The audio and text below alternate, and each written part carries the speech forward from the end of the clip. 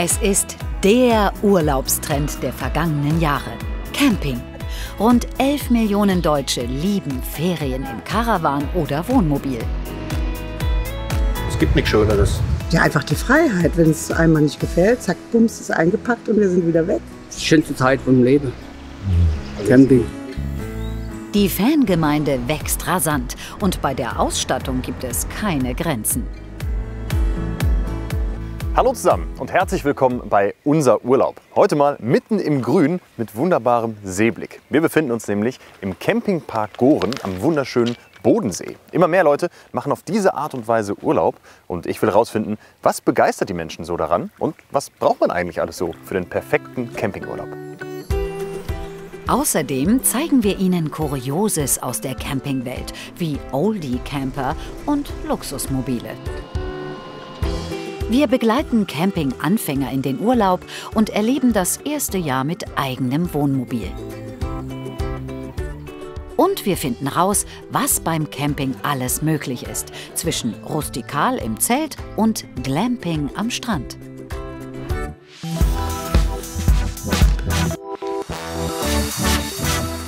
Jetzt mache ich aber erstmal meine obligatorische Platzrunde. Ich will nämlich wissen, wie wohnen die Camper hier und was kann man hier alles erleben. Der Campingpark Goren nahe der Bodenseegemeinde Kressbronn. Ein 4-Sterne-Platz mit mehr als 1700 Stellplätzen. Ein einfaches Zelt findet hier genauso seinen Platz wie die 1200 Dauercamper. Neben Wohnwagen zum Mieten können Campinganfänger hier zum Beispiel im Ferienchalet erste Campingluft schnuppern. Die ganze Welt des Campings trifft sich hier.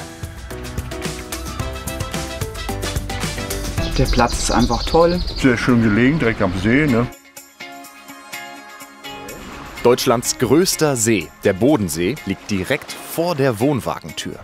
Da ist das Freizeitangebot natürlich riesig.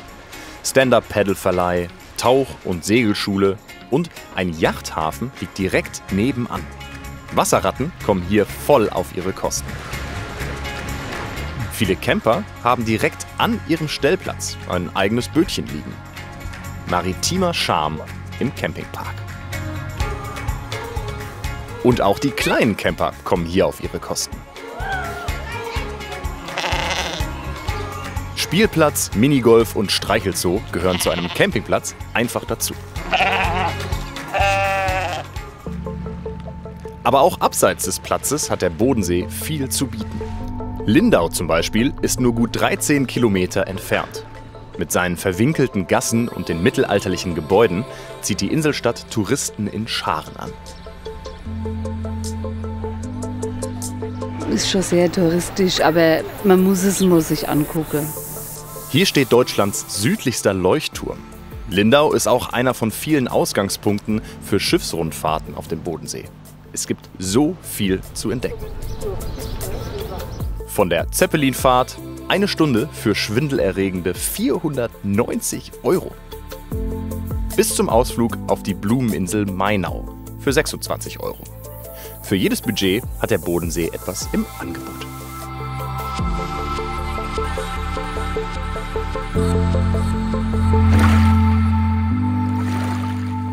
Camping steht ja vor allem für Abenteuer, für Individualität und für Freiheit. Das muss ich den Leuten hier auf dem Platz nicht mehr erzählen. Aber nicht jeder wird ja als Camper geboren.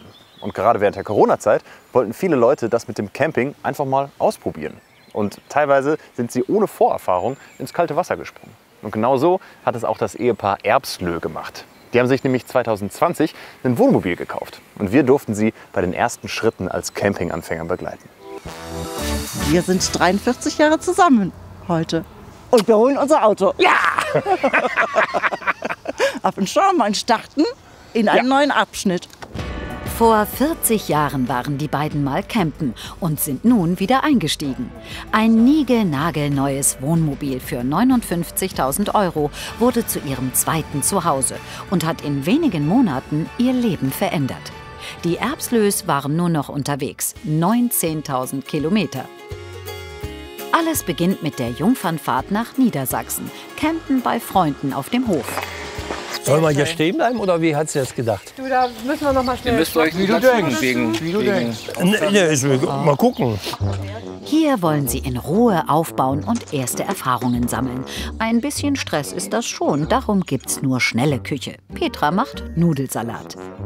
Denn noch dauert mit dem Wohnmobil alles ein bisschen länger. Das ist schon viel Arbeit, ja. Was eine halbe Stunde bis dreiviertel Stunde, je nachdem, was du willst und was du hast schon zu tun. Haben uns ein Bier verdient doch hinterher. Und das bei schönstem Lagerfeuer vorm Wohnmobil. Gleich weiter zum nächsten Highlight. Lüneburg ist für die Erbslöß eine Entdeckung. Die mittelalterliche Stadt blieb im Zweiten Weltkrieg unzerstört. Viele Häuser stehen schief, weil jahrhundertelang unterirdisch Salz abgebaut wurde. Klein Venedig an der Ilmenau. Das Paar hat Strecke gemacht. Der hat jetzt insgesamt 700 Kilometer runter. Wir sind gestern die 450 gefahren, so an einem Stück, mit kurzen Unterbrechungen. Ließ sich gut fahren. Auf der Schlösschenbrücke haben Petra und Rüdiger nach 43 gemeinsamen Jahren immer noch Lust auf ein Liebes-Selfie. Alles richtig gemacht bis jetzt. War eine gute Entscheidung. Und dann einpacken und weiterfahren, ne? Ja. Ihre zweite Tour ging an den Rhein. In Bingen gibt es viel zu sehen. 13 Burgen, Schlösser und Ruinen liegen in der Region. Freie Wohnmobilstellplätze sind dagegen selten. Glück gehabt. Die Erbslöß ergattern einen der letzten freien Plätze.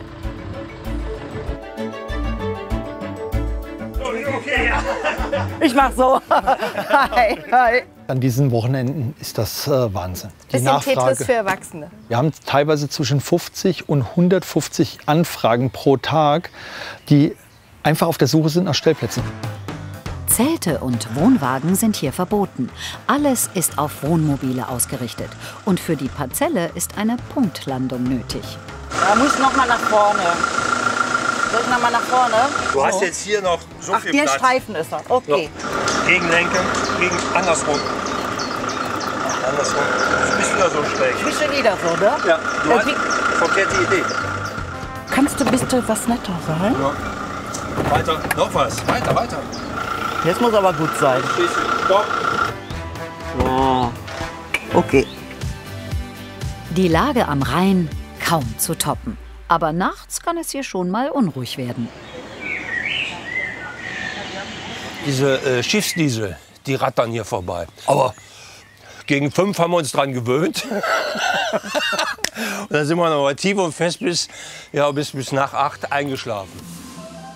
Erbslöß sind Entdecker. Vom Campingplatz geht's mit dem Fahrrad in die Stadt.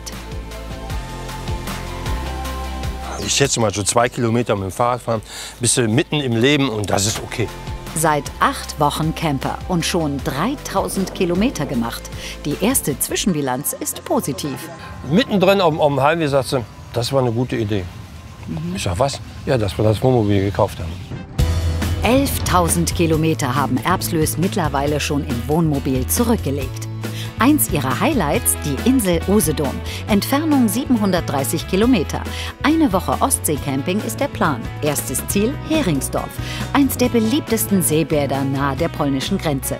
Mit ihrem Camper dürfen sie aber nur am Ortsrand parken. Ostsee war noch nie so ein Ziel. Auch vor der Wende noch nicht. Dieses Flair dieser Ostseebäder. Ich lass mich überraschen. Heringsdorf und die Bädervillen. Einfach schön hier. Das ist traumhaft. Ist toll. Jeden Tag gibt es nach kurzen Fahrstrecken Neues zu entdecken. Auf der Halbinsel Fischland-Darß-Zingst sogar eine Gondel, um in die Unterwelt der Ostsee abzutauchen. Das ist majestätisch, ne? Ich habe schon mehr gesehen, als ich zu hoffen gewagt habe. Ja. Echte Überraschungen dürfen wir miterleben. In Kühlungsborn ist einer der größten Campingplätze an der Ostsee. 12 Hektar groß mit 600 Stellplätzen. Gigantisch. Ich muss das jetzt erstmal sacken lassen. Ist so riesig, also. Ich kenne so aus Filmen so Plätze, die Italien, die so 2 Millionen Menschen aufnehmen. Ich habe gedacht, bist du in Italien oder wo ist das jetzt hier? Der Campingpark Kühlungsborn mit direktem Strandzugang. Die Ostsee-Campingtour von Petra und Rüdiger geht hier zu Ende. 6 Tage waren fast zu kurz für ihre zahlreichen Eindrücke. Alles hat seine Reize, seine Schönheiten. Aber man sollte ja alles gesehen haben, nicht nur den Ostseestrand und die Ostsee, sondern auch mal ins Landesinnere fahren, weil das ist ganz erstaunlich, wie schön es da sein kann. Ostsee, wir kommen bestimmt noch mal wieder. Ja. Erbslöß sind aber auch Spanien-Fans. Die 1500 Kilometer schrecken sie nicht. Hauptsache Sonne. Statt Herbst in Deutschland 3 Wochen Costa Dorada. Spanien wird zu ihrem Campingland. Und Reisen bildet. Rüdiger hat einen heißen Tipp. Also das steht grundsätzlich fest, dieses Nord-Süd-Gefälle. Je südlicher man kommt, desto höher sind die Temperaturen. Wer hätte das gedacht? Endlich am Ziel freuen sich Erbslöß über einen Stellplatz direkt am Wasser. Mal wieder ein gutes Gespür gehabt. So, jetzt gehen wir mal gucken, was hier ist.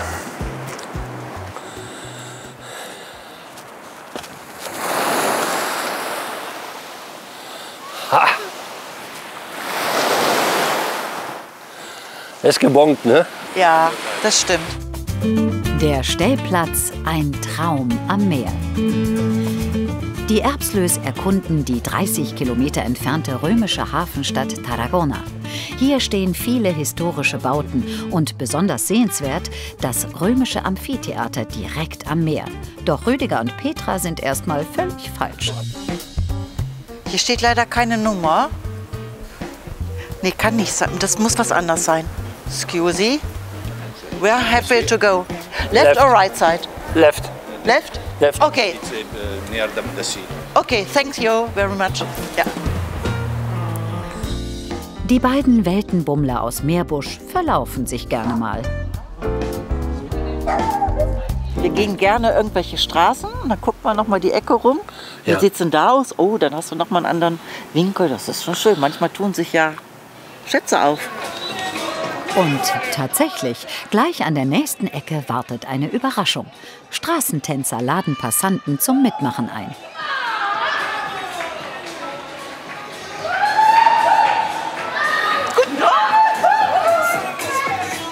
Rüdiger hat noch nie gerne getanzt, aber Petra lässt sich von der katalonischen Lebensfreude mitreißen. Das ist gut, ne?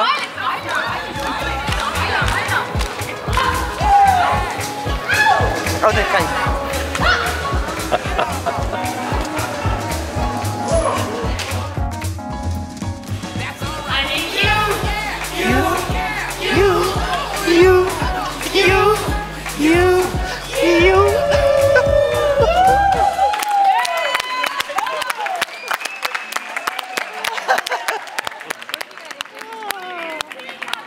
Das ist schön. Das ist gut. Und endlich finden sie auch das Amphitheater von Tarragona. Erinnerungsfotos an ein Weltkulturerbe. Ohne Campingmobil hätten wir das nicht gemacht. Hätte ich, glaube ich, Spanien gar nicht auf der Agenda gehabt, weil mir die Fahrt bis darunter zu weit zu fahren gewesen wäre. Die 1, 2 Übernachtungen im Hotel hätte ich, glaube ich, auch nicht gerne gewollt. Aber mit Camper ist das gut. Sie sehen, man kann beim Camping super tolle Erfahrungen machen. Aber das ist auch nur ein Grund, warum sich so viele Leute für Camping begeistern können. Ich höre mich auf dem Campingplatz mal um und treffe auf Nico und Sonja. Die beiden sind seit 8 Jahren begeisterte Camper und im Jahr ziemlich viel auf Achse. Städtereisen auch. Das sind schon mal so 12, 13 Ziele im Jahr ungefähr. Auch Wintercamping. Also wir sind auch schon Garmisch-Partenkirchen gewesen bei minus 21 Grad. Das war dann schon eine spannende Nummer. Heizung hat gehalten. Ihr Wohnmobil haben sie vor ein paar Jahren gebraucht gekauft. Für 38.000 €. Bis zu 5 Personen können hier schlafen. Aber meistens sind Nico und Sonja nur mit Hündin Luna unterwegs. Urlaub mit Hund. Auch da ist Camping ideal. Die Flexibilität, zeitlich unabhängig zu sein, ja, finden wir ganz schön. Nicht an irgendwelche Essenszeiten gebunden zu sein. Wir machen das, was wir machen wollen. Frei zu sein. Das ist für sie der Reiz beim Campen. Doch ihr Hobby hat sich auch verändert. Gerade so durch Corona hat es einen Campingboom gegeben, das ist Wahnsinn. Dieses Gefühl von Freiheit, was immer so vermittelt wird. Ich fahre los, wo es mir gefällt, bleibe ich stehen. Fahre ich weiter, wenn es mir nicht gefällt. Das sind so Sachen, das ist eigentlich unmöglich geworden. Ihr Motorboot muss immer dabei sein. Nico und Sonja sind Wassersportler. Vom Campingplatz aus können sie es schnell und ganz problemlos ins Wasser lassen. Man sieht halt vom Wasser aus viele Dinge, die man vom Land gar nicht sehen kann. Und man kann auch mal in eine Bucht reinfahren, man ist ein bisschen weg vom Trubel, man kann sich einfach mal treiben lassen. Also das ist schon eine ganz besondere Art von Freiheit. Freiheit. Nico und Sonja finden sie immer noch beim Campen. Auch wenn es auf den Campingplätzen immer voller wird. Zurück an Land treffe ich Familie Brämer. Mutter Christine, Vater Sören und die Kinder Pia und Sten sind aus dem Harz mit ihrem Wohnwagen angereist. Seit die Kinder auf der Welt sind, ist Camping für die Brämers Entspannung pur. Genau. Weil es Spaß macht? Die Entspannung ist einfach, dass die Kinder ihre Beschäftigung haben. Du kannst wirklich aufstehen, wenn die Kinder in der Zeit, wo man den Frühstückstisch vielleicht machen möchte, können die schon mal auf den Spielplatz gehen. Das ist alles ungezwungen. Du hast keine Zeiten, an die du dich halten musst. Na? Du kannst einfach in den Tag hineinleben. Nicht so wie zu Hause, du musst aufstehen, du musst zur Arbeit, die Kinder müssen in die Schule. Ist ja alles durchgetaktet. Ja.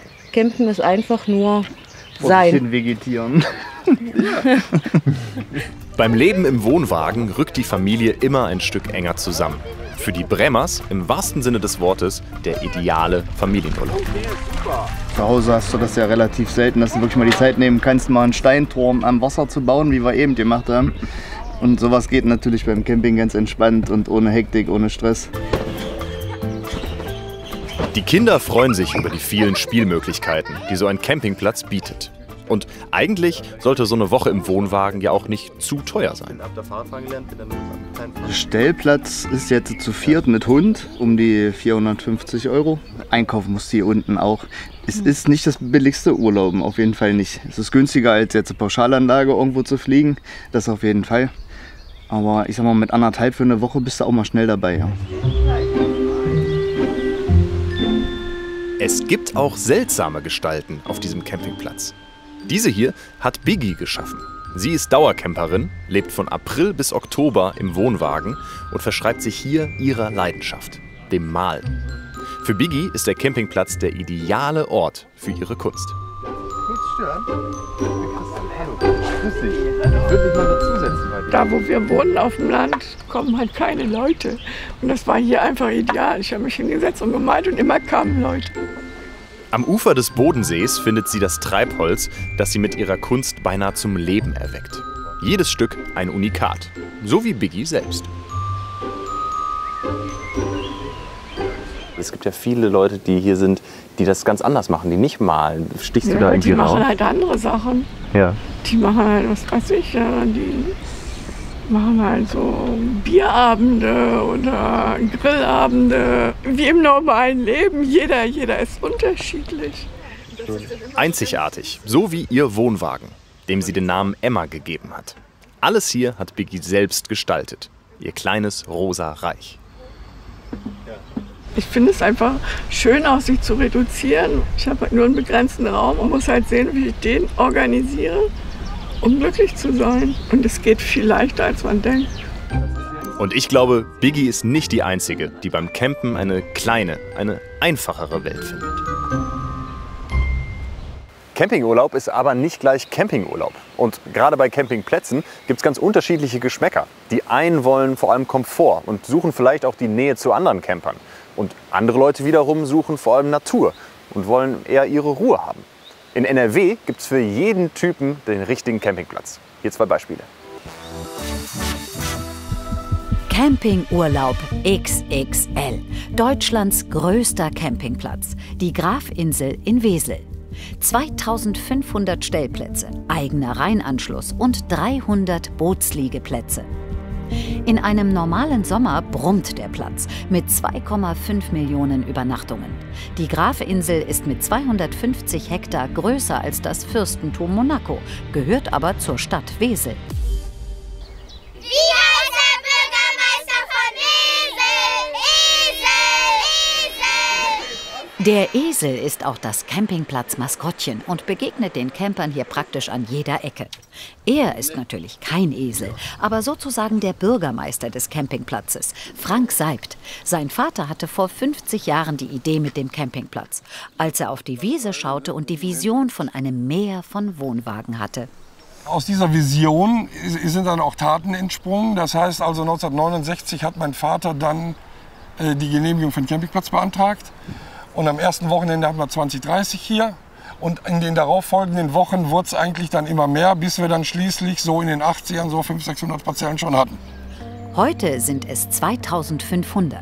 Dazu kommt hektarweise Land, das Seibt mit seinem Team bewirtschaftet. Und dann sind ja auch noch die Camper mit ihren kleinen und großen Sorgen. Der Partner ist verstorben. Nach 45 Jahren muss man aufhören, weil es auch gesundheitlich nicht mehr geht. Es kommen Neucamper. Der Nachbar hat gesehen, dass die Nachbarparzelle frei ist und kommt dann ins Büro. Oder ich kenne ihn persönlich und sagt, hör mal du Frank, verpack die Parzelle nicht. Mein Freund, wir warten schon so lange drauf, dass der Nachbar aufhört. Jetzt ist es soweit, halt die frei, der Nachbar kommt. Er ist schon seit 36 Jahren Nachbar auf dem Campingplatz. Obwohl sich hier Parzelle an Parzelle reiht, fühlt Bruno hier die große Freiheit. Man geht raus, man braucht sich nicht immer gleich zu stylen, man setzt sich dahin, man ist frei, man ist draußen. Und der hier vorbeigeht, da oben die Brötchen und der sieht genauso aus wie ich, der ist auch noch nicht gerade mal richtig gekämmt und da ist da etwas unrasiert und das Hemd hängt auch ein bisschen schief, also Gleichgesinnte. Und das ist eigentlich das Schöne. Hat vielleicht auch mit Freiheit zu tun, mit Beweglichkeit, weiß ich nicht. Man ist nicht dreckig, aber man lebt hier. Mittlerweile haben Bruno und seine Frau Brigitte ihr Mobile Home wie eine Wohnung eingerichtet.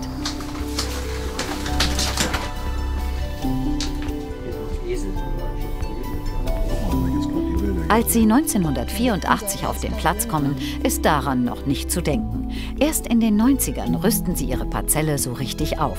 Seit 16 Jahren leben sie dauerhaft auf dem Campingplatz.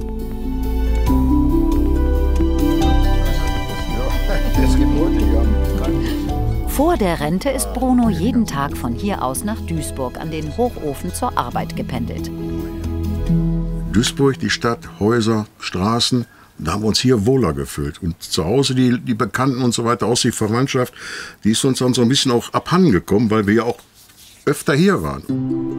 Die Wohnwagenparzelle als neuer Lebensmittelpunkt auf Deutschlands größtem Campingplatz. Ganz anders geht Camping zum Beispiel im Münsterland.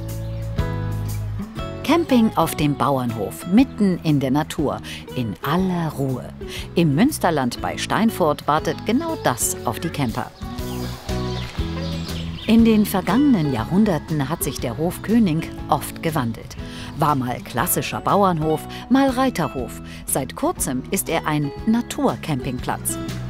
Dirk König ist alles in einem. Chef, Platzeinweiser, Rezeptionist. Und alles gerne unkompliziert. Die Rezeption ist meine Handynummer. Okay. Einfach auf dem, Die steht da. Die steht auch meistens irgendwo, entweder die oder da steht noch auf den anderen Zetteln eine. Auf dem Naturcampingplatz im Münsterland läuft das Leben entspannter. Die Spülküche unter freiem Himmel erfüllt ihren Zweck. Und wenn besonders viele Gäste kommen, wie an diesem Brückenwochenende, stellt der Chef einfach noch einen zusätzlichen Sanitärcontainer auf. Dirk König teilt seine Heimat und sein Erbe mit den Gästen. Ich möchte die alten historischen Gebäude erhalten und das ist auch noch mein Ziel, den Speicher zum Beispiel hinter uns zu restaurieren. Das wird später die Rezeption werden. Auf der grünen Wiese treffen sich an diesem sonnigen Brückenwochenende zu Beginn des Sommers Freunde aus dem Ruhrgebiet. Viele Familien und noch mehr Kinder.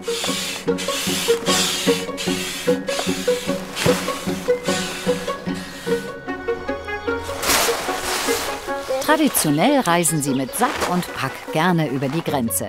In diesem Jahr bleiben sie aber fast vor der Haustür.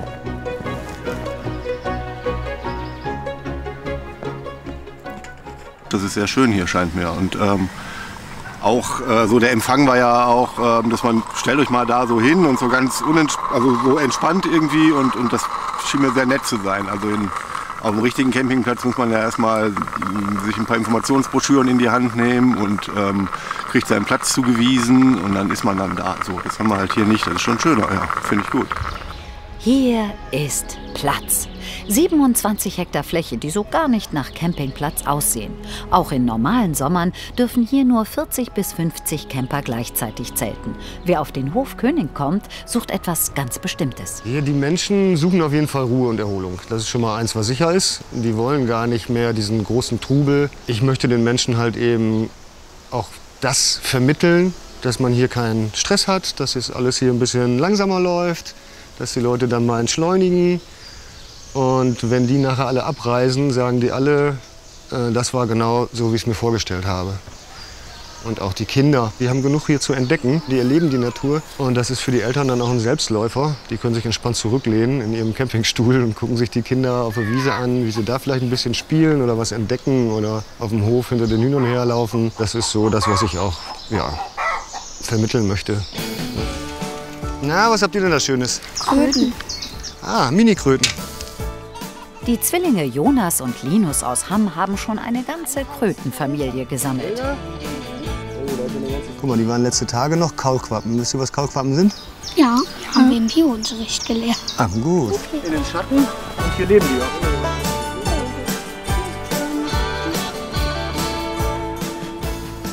auch. Ob sich jetzt auch noch ein paar Fische fangen lassen? Einen Versuch ist es wert. Der Natururlaub ist ja noch lange nicht zu Ende. Einfach mal campen. Kommt auf der grünen Wiese ziemlich gut an.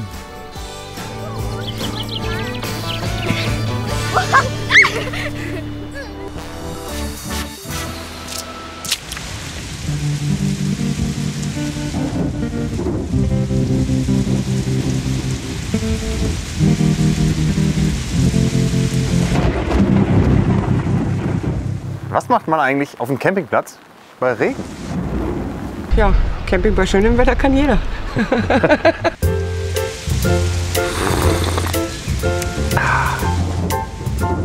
Jetzt nur da drinnen sitzen vom Fernseher oder sowas, das geht gar nicht.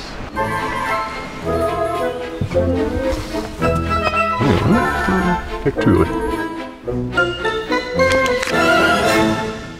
Campen muss man bei jedem Wetter. Ich habe einen Hund dabei und der Hund muss immer raus.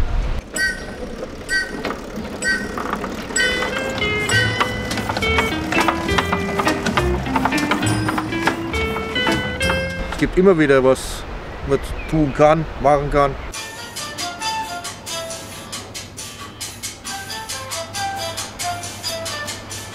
Oder man geht ins Schwimmbad.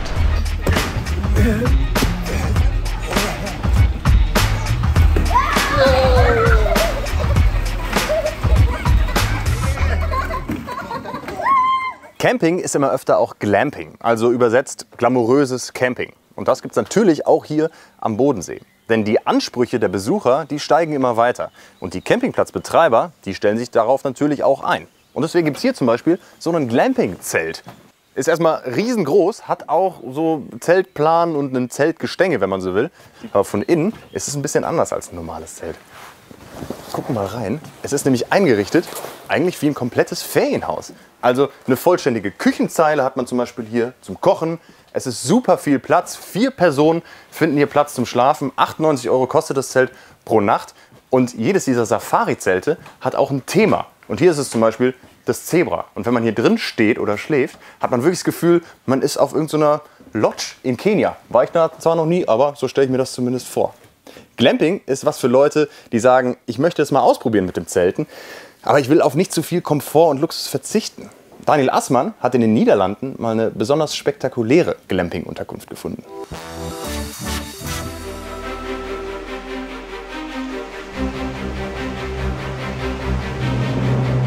Während Glamping in Deutschland noch in den Startlöchern steckt, sind die Niederlande schon auf der Überholspur angekommen. In Seeland an der Südwestküste werden jede Saison aufs Neue 15 Strandhäuser aufgestellt. Bis zu 6 Glamping-Fans pro Haus genießen hier Meerblick und Strand direkt vor der Haustür. Schlaf- und Wohnzimmer, Küche, Bad und 2 Terrassen.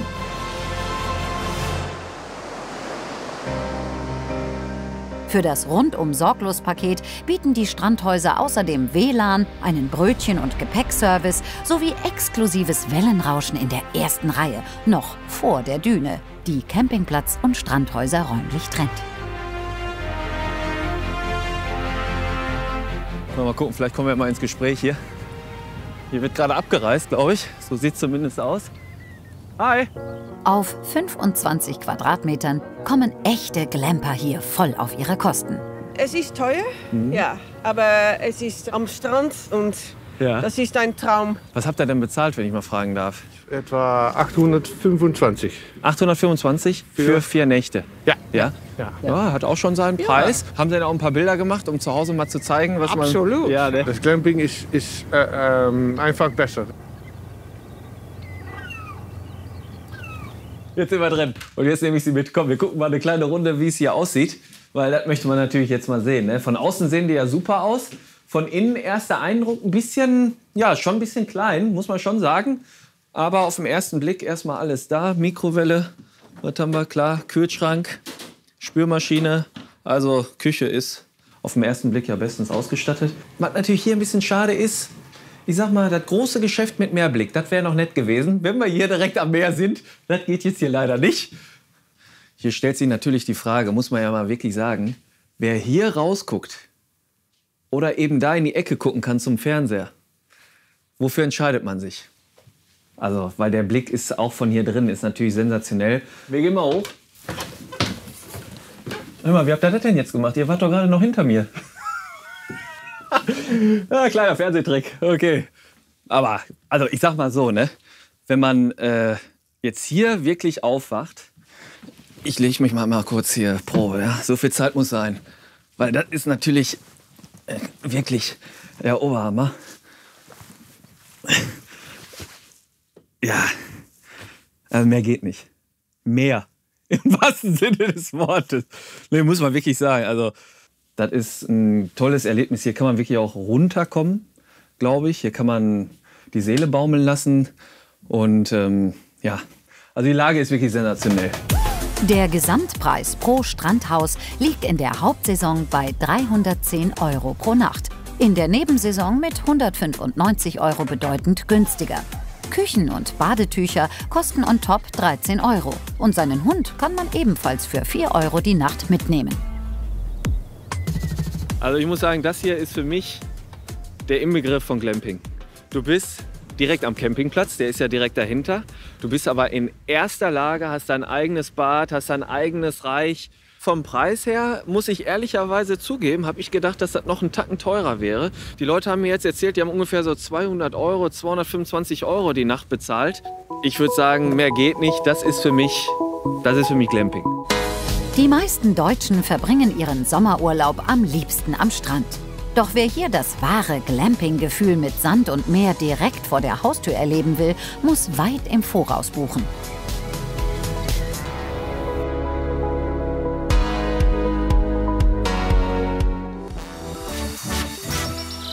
Für meinen Geschmack ist das schon ein kleines bisschen zu viel Luxus, ehrlich gesagt. Ich habe es lieber ein bisschen rustikaler. Ich habe mir zum Beispiel so einen kleinen Kastenwagen ausgebaut. Da ist ein Bett drin, da ist keine Dusche drin, kein Klo, kein gar nichts, ein paar Lichterketten. Aber ich finde das total gemütlich. Das Schöne ist ja aber am Camping, jeder kann das ganz genau so machen, wie er möchte. Und hier auf dem Campingpark am Bodensee legt einer noch eine Schippe drauf. Das ist der größte Wohnwagen auf dem ganzen Campingplatz. Und Charlie Simon ist der Besitzer. Hey, du bist Charlie. Schön, dass du da bist. Ja, hallo Christian. Hi. Was ist das denn für ein Riesenpalast? Das ist unser Wohnwagen. Wie viele Quadratmeter sind das? Das ist ja eine kleine Ferienwohnung. Ach du, das sind 12 Meter Länge und 3 Meter Breite. Also circa, was sind das, 36 Quadratmeter. Die meisten Studentenwohnungen sind kleiner und nicht mal im Ansatz so schick ausgestattet. Charlies Caravan hat wirklich alles. Küche haben wir, dann haben wir einen großen Fernseher. Dann haben wir hier eine Couch, wo man ausziehen kann. Da kann man theoretisch noch mal ein Bett draus machen. Ja. Dann haben wir hier 2 so Liegestühle, wo man praktisch reinsitzen kann. Und na, gucken wir mal, ob das geht. Ja, sitz die ruhig mal rein. Und dann kannst du hier ziehen. Guck, andere Seite. Hier? Ja, zieh mal. Ja, genau. Weiter. Jawohl. Genau, genau. Ja, das ist schon die luxuriöse Variante von Camping, ne? Genau. Auch das Badezimmer ist ein bisschen größer als in einem normalen Wohnwagen. Dusche, Toilette, Waschbecken, ist natürlich alles da. Und auch das Schlafzimmer hat mehr Platz für Camperträume als gewöhnlich. Hör mal. Also da kann ich in meinem kleinen Camper nur von träumen, von so viel Platz. King-Size-Bett, Kleiderschränke, Zweitfernseher, alles riesig, dank der ein- und ausfahrbaren Erker. Leergewicht dieses XXL-Anhängers mehr als 5 Tonnen.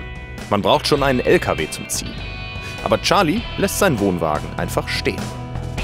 Ja, wir nutzen es immer am Wochenende. Wir fahren hierher, wir sind 2 Stunden weg von hier und wir nutzen es als zweites Haus. Darf ich fragen, was sowas kostet? Ja, da kann man im Internet nachschauen. Sowas liegt schon bei 6-stelliger Zahl. Boah, würdest du dich noch als Camper bezeichnen? Weil das ist ja wirklich, das sieht ja aus wie ein Ferienhaus. Nee, ich bin immer noch Camper. Und zwar ist es viel besser, auf dem Campingplatz zu sein, als irgendwo eine Wohnung zu haben. Für das Geld kriegt man nicht mal eine Einzimmerwohnung. Klar, also das könnte man uns auch nicht leisten. Dann sind wir direkt am Wasser. Das könnte man sich auch nicht leisten. Also die einzige Möglichkeit, wie man sich was gönnen kann, ist sowas. Verzichten muss Charlie aber auf nichts. Denn nebenan hat er 2 weitere Parzellen gemietet. Hier steht noch der Wohnwagen für die Kinder. Oder seine Gäste. Und ein großes Zelt mit Küche. Man will als Dauercamper ja auch mal die Füße ausstrecken. Das ist das Wohnzimmer. Hier haben wir schon sehr viele Feste gefeiert. Das Schöne ist das, du hast immer eine Ansprache. So wie du jetzt. Du kommst vorbei, sagst Hallo. Im Hotel passiert das nicht. Wir sind daheim abgeschieden. Wir möchten hier Kommunikation mit Leuten. Und unsere Kinder haben mittlerweile auch einen Wohnwagen hier. Ist eben was für die ganze Familie, dieses Camping im großen Stil. Man kann auf so einem Campingplatz echt eine tolle Zeit verbringen. Aber für das Hobby kann man auch wahnsinnig viel Geld ausgeben, wenn man eben nicht in einem ganz normalen Zelt wohnen will, sondern zum Beispiel in so einem Luxuscamper. Oder aber, wenn man eine Schwäche für Oldtimer hat. Dieses Gespann ist von gestern, aber heute noch flott unterwegs. Ein schnittiger Italiener, Jahrgang 1966, hat eine deutsche Knutschkugel aus dem Jahr 1967 im Schlepptau. Einmal durchs Bergische Land, einmal über die Wupper.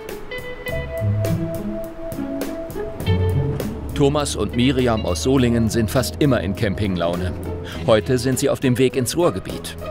Sie sind Oldie-Camper und bei einem Treffen mit Gleichgesinnten wollen sie ihre alten Schätze präsentieren. Ankunft in Duisburg auf der Mühlenweide. Jetzt heißt es für Miriam und Thomas Aufbau, originalgetreu.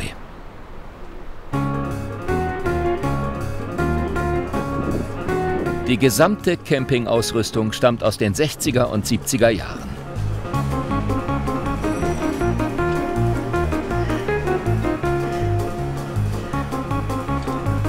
Thomas' Campingliebe hat angefangen, als er noch bei der Bundeswehr war.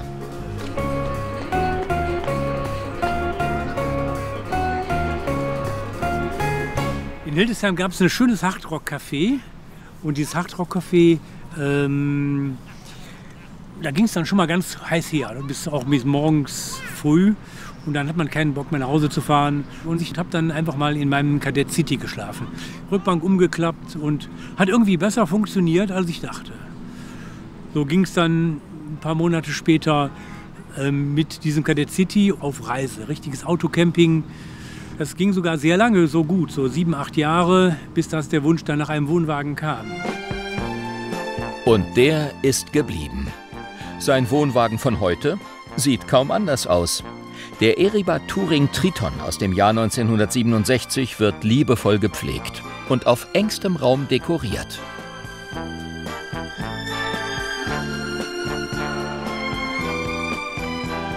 Engster Raum?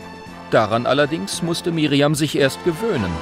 Thomas hat lange gebraucht, mich zu überzeugen, weil ich war mehr Platz gewohnt. Und habe mich einfach in die Optik verliebt, in die Art und Weise, wie man in dem Wohnwagen lebt. Und habe mich dem einfach angepasst. Also ob ich es mir freiwillig ausgesucht hätte, weiß ich nicht. Aber jetzt kann ich gar nicht mehr anders. Im Alltag, wenn es irgendwo mal eng wird, kann man sich aus dem Weg gehen. Das funktioniert hier nicht. Und da muss man wirklich einfach gucken, dass jeder seinen Raum behält, damit er glücklich ist und Urlaub machen kann und jeder so seinen Platz findet. Entweder raust du dich zusammen oder du hast einen miesen Urlaub. Auf der Oldie-Meile stehen noch andere winzige Wohnwagen. Der kleinste ist ein Puck Eriba, Jahrgang 1965. Keine 3 Meter lang, gut 1,60 Meter breit. Wenig Platz, aber genug Raum für Nähe. Besitzerin Margit weiß damit umzugehen. Ja, Knutschkugel ist eigentlich das Dübener Ei. Das hat da den Spitznamen weg. Das Dübener Ei ist einer der leichtesten und kleinsten Wohnwagen. Im Volksmund wird er gerne Knutschkugel genannt. Gebaut wurde er von der Firma Würdig in Sachsen zwischen 1936 und 1990.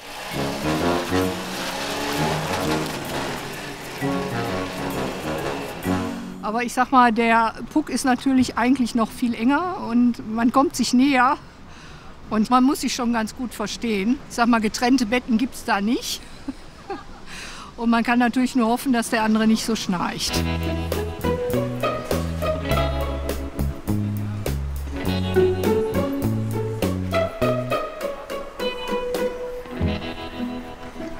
Wenn man abends ins Bett gehen will, muss sich einer nach dem anderen ausziehen, weil 2 passen nicht nebeneinander.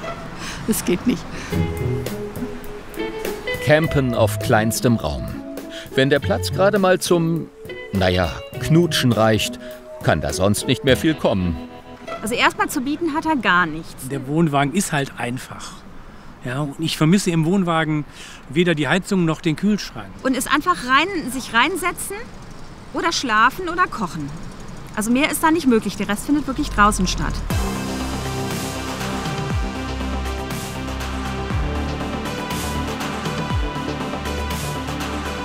Aber Campen kann auch Luxus sein. Also so richtig Luxus. Die Wohnmobilmanufaktur Volkner in Wuppertal. Chefin Stefanie Volkner sorgt dafür, dass hier Edelkarossen auf Luxusniveau gebaut werden. Nur nach Kundenwunsch und auf Bestellung. Voraussetzung, man hat Lust auf einen 12 Meter langen Koloss mit gut 500 PS. Und man hat 1,5 Millionen Euro dafür übrig. Und wie entstehen solche Riesen? Ja, ist ganz einfach zu erklären. Wir kaufen Motorachse, Getriebe und einen Kühlschrank, den Rest produzieren wir. Unter der schicken Hülle der Luxusliner steckt ein Haufen Technik. Aber den will natürlich kein Kunde sehen am Ende.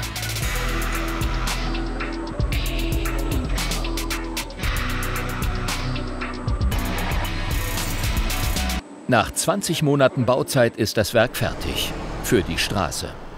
Stefanie Volkner fährt selber auch einen dieser Luxusliner. Wer 1,5 Millionen Euro auf den Verkaufstisch legt, darf mit reichlich Solar auf dem Dach und starken Batterien unter der Haube rechnen. Damit kann er einfach irgendwo in der Landschaft stehen. Rein theoretisch. Steckdose auf einem Campingplatz hat das Schiff nicht nötig. Alles ist hier auf maximalen Komfort getrimmt. Im Display, Brain Pilot genannt, wird alles gesteuert. Auch die Temperatur im Schlafzimmer bei Nacht. Damit der Platz auch wirklich nicht knapp wird, kann die Seitenwand des Mobils ausgefahren werden. Macht ein Plus von 5 Quadratmetern.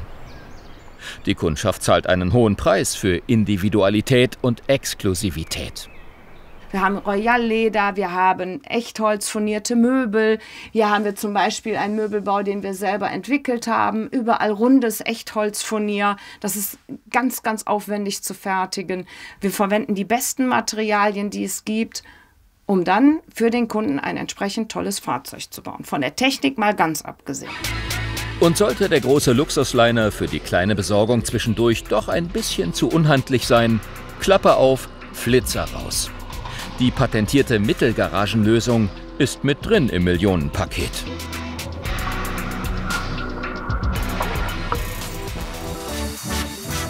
Also ich fand es echt spannend, in diese ganzen verschiedenen Campingstile mal reinzuschnuppern. Und wer weiß, vielleicht haben Sie ja jetzt auch Lust bekommen, das mit dem Campen mal für sich auszuprobieren.